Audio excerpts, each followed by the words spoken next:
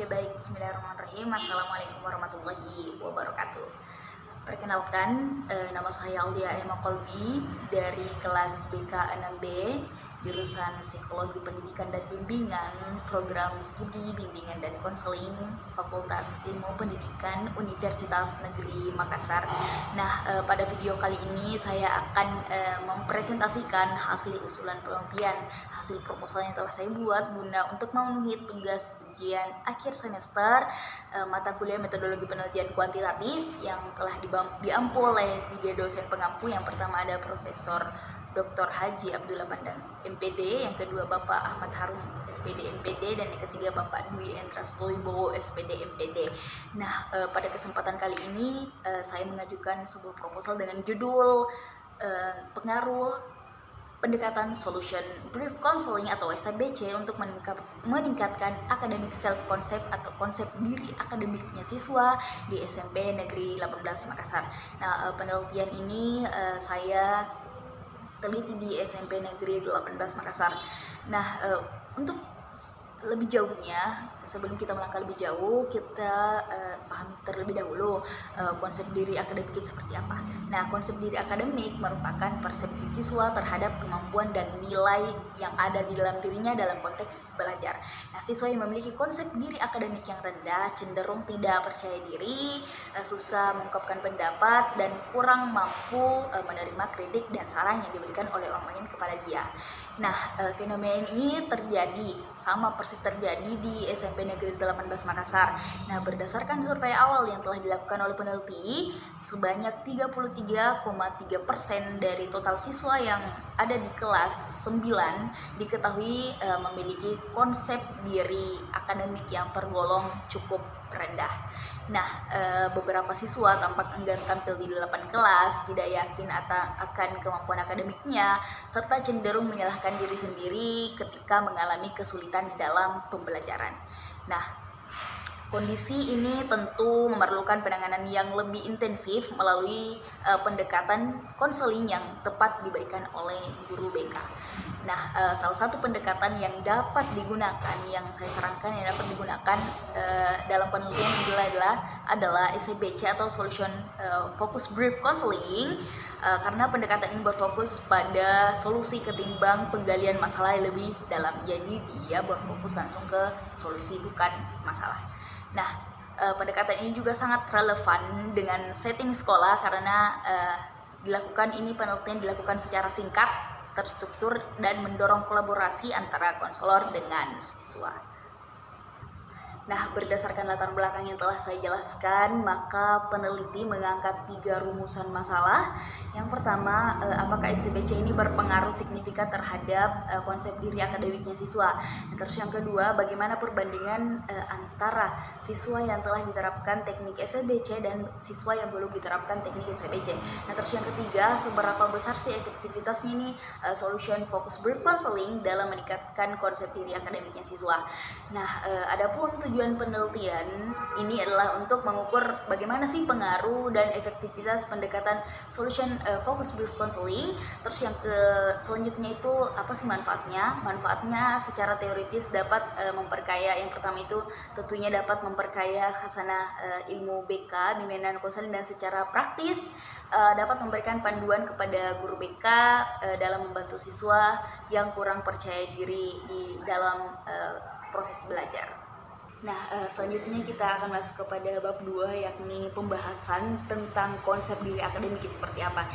Jadi konsep diri akademik itu menurut Hardy tahun 2020 mengatakan bahwa konsep diri akademik itu bagaimana individu itu memandang dirinya sendiri dalam konteks belajar atau lingkungan akademiknya.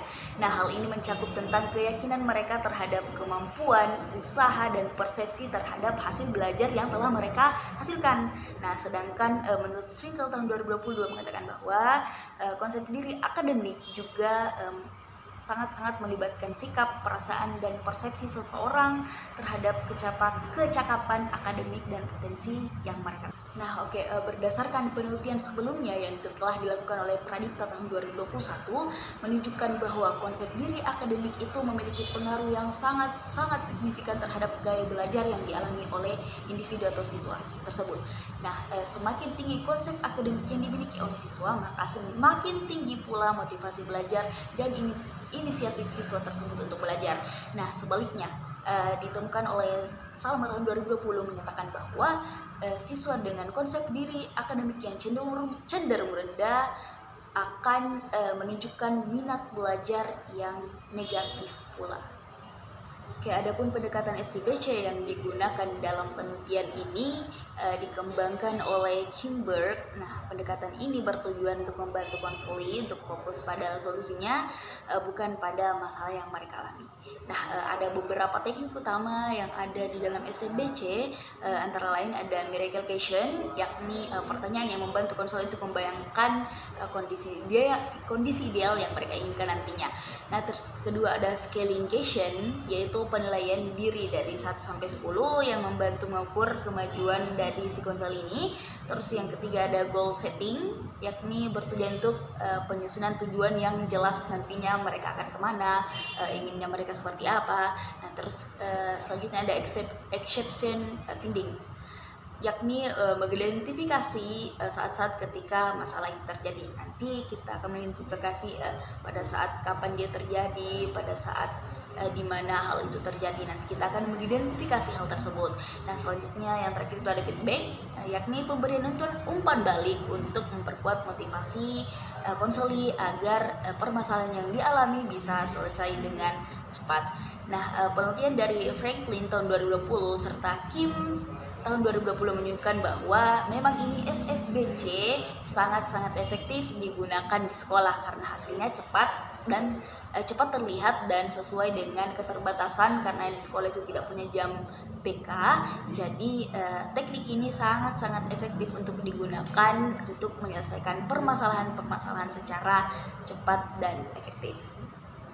Nah, adapun hipotesis sementara dari penelitian ini, yakni terdapat pengaruh yang signifikan antara layanan konseling SIBC dengan peningkatan konsep diri akademiknya si siswa ini. Nah, sekarang kita masuk kepada bab 3, yakni metode penelitian. Nah, penelitian ini menggunakan pendekatan kuantitatif dengan desain eksperimen, dengan model non-covalent control group design.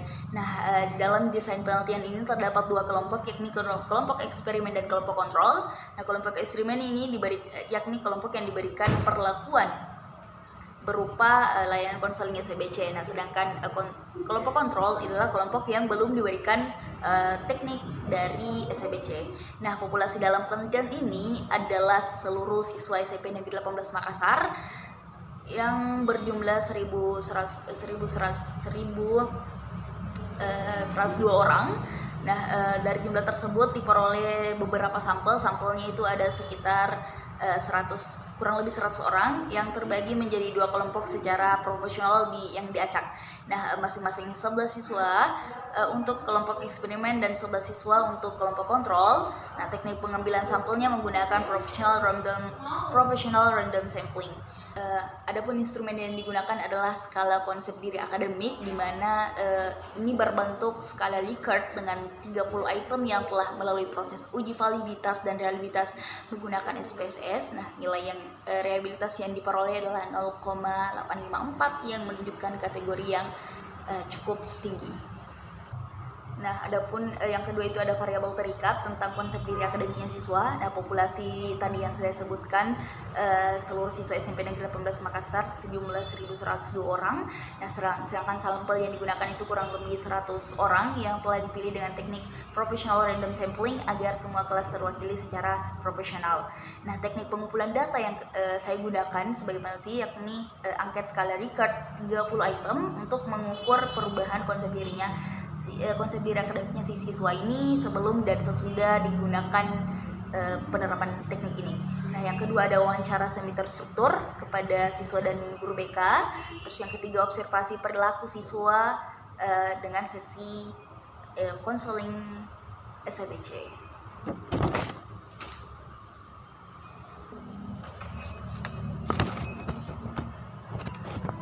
Nah, adapun tahapan pengumpulan datanya terbagi menjadi 7 tahapan. Yang pertama, identifikasi siswa yang memiliki konsep diri akademik yang rendah.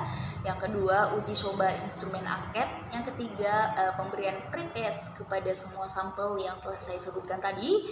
Yang keempat itu pelaksanaan layanan konseling SBC dalam 5 sesi. Terus yang kelima adalah observasi dan selama proses konseling berlangsung. Terus yang keenam itu pemberian post test setelah dilakukan observasi. Terus yang ketujuh itu dokumentasi data dan pendukung transkrip observasi dan catatan lapangan. Nah, analisis data yang digunakan dilakukan secara kuantitatif dan kualitatif, yang ada terbagi menjadi 4 bagian. Yang pertama, uji paired sample the test untuk melakukan perbedaan yang signifikan yang dialami oleh siswa sebelum dan sesudah dilakukan teknik SBC. Terus yang selanjutnya ada uji normalitas atau Shapiro-Wilk. Terus yang ketiga ada analisis tematik untuk wawancara dan observasi. Terus yang terakhir itu ada tribulasi data untuk memperkuat validitas hasil yang telah dicoba. Nah, sebagai akhir dari kesimpulan, melalui penelitian ini diharapkan teknik solution focus group counseling terbukti secara empiris semoga dapat membantu siswa dari SMP Negeri 18 Makassar dalam meningkatkan konsep diri akademik mereka. Layanan konseling yang berorientasi pada solusi ini memungkinkan siswa agar lebih percaya diri dalam belajar, serta menetapkan tujuan-tujuan akademik yang akan mereka capai dan lebih aktif dalam pembelajaran yang ada di dalam kelas. Baik, itulah tadi presentasi yang telah saya lakukan. Kurang dan lebihnya mohon dimaafkan karena saya juga masih dalam proses belajar. Sekian, wabillahi taufiq wal hidayah. Wassalamualaikum warahmatullahi wabarakatuh.